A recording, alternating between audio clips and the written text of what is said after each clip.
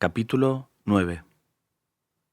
Saulo, que todavía respiraba amenazas de muerte contra los discípulos del Señor, se presentó al sumo sacerdote y le pidió cartas para las sinagogas de Damasco, a fin de traer encadenados a Jerusalén a los seguidores del camino del Señor que encontrara, hombres o mujeres.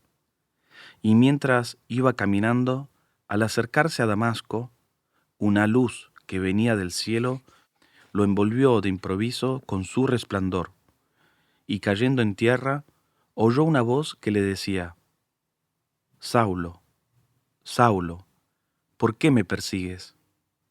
Él preguntó: ¿Quién eres tú, Señor? Yo soy Jesús, a quien tú persigues, le respondió la voz. Ahora levántate y entra en la ciudad. Allí te dirán qué debes hacer. Los que lo acompañaban quedaron sin palabra porque oían la voz, pero no veían a nadie. Saulo se levantó del suelo y aunque tenía los ojos abiertos, no veía nada. Lo tomaron de la mano y lo llevaron a Damasco. Allí estuvo 3 días sin ver y sin comer ni beber. Vivía entonces en Damasco un discípulo llamado Ananías, a quien el Señor dijo en una visión: Ananías. Él respondió: Aquí estoy, Señor. El Señor le dijo: Ve a la calle llamada Recta y busca en casa de Judas a un tal Saulo de Tarso. Él está orando y ha visto en una visión a un hombre llamado Ananías que entraba y le imponía las manos para devolverle la vista. Ananías respondió: Señor, oí decir a muchos que este hombre hizo un gran daño a tus santos en Jerusalén, y ahora está aquí con plenos poderes de los jefes de los sacerdotes para llevar presos a todos los que invocan tu nombre. El Señor le respondió: Ve a buscarlo, porque es un instrumento elegido por mí para llevar mi nombre a todas las naciones, a los reyes y al pueblo de Israel. Yo le haré ver cuánto tendrá que padecer por mi nombre. Ananías fue a la casa, le impuso las manos y le dijo: Saulo, hermano mío, el Señor Jesús, el mismo que se te apareció en el camino, me envió a ti para que recobres la vista y quedes lleno del Espíritu Santo. En ese momento cayeron de sus ojos una especie de escamas y recobró la vista. Se levantó y fue bautizado. Después comió algo y recobró sus fuerzas. Saulo permaneció algunos días con los discípulos que vivían en Damasco, y luego comenzó a predicar en las sinagogas que Jesús es el Hijo de Dios.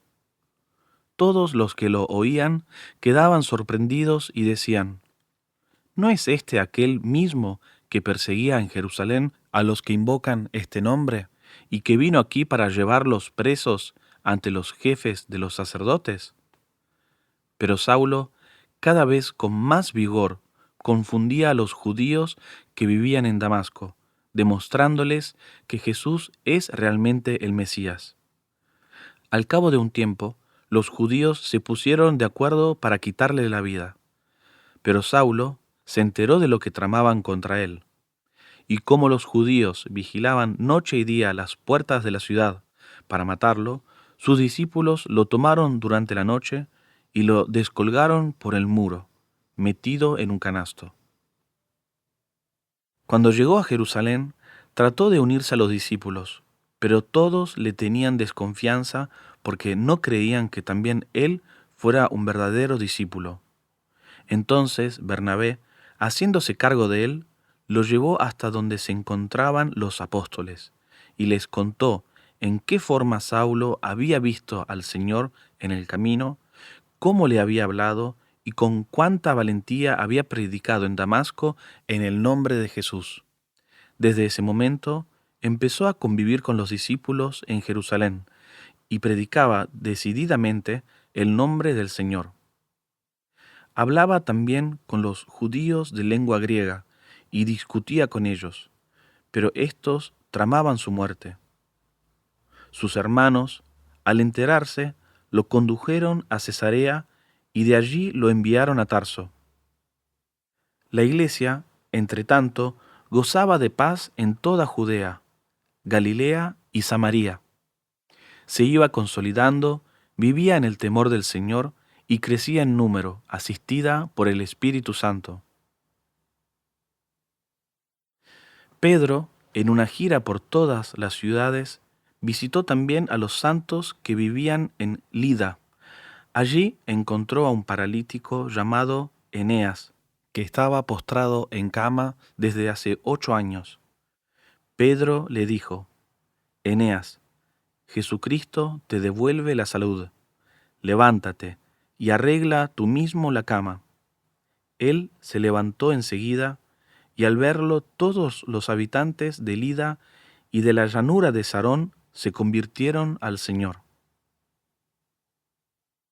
Entre los discípulos de Jope había una mujer llamada Tabitá, que quiere decir Gacela. Pasaba su vida haciendo el bien y repartía abundantes limosnas.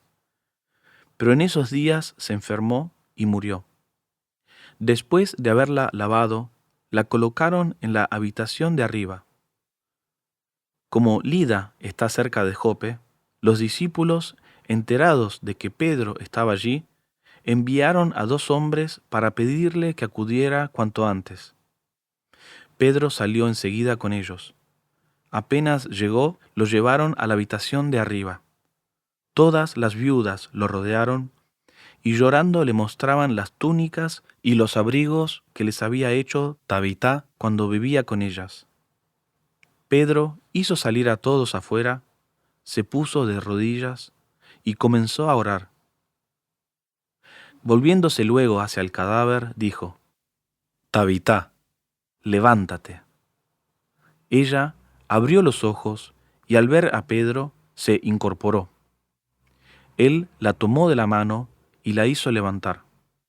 Llamó entonces a los hermanos y a las viudas y se la devolvió con vida. La noticia se extendió por toda la ciudad de Jope y muchos creyeron en el Señor.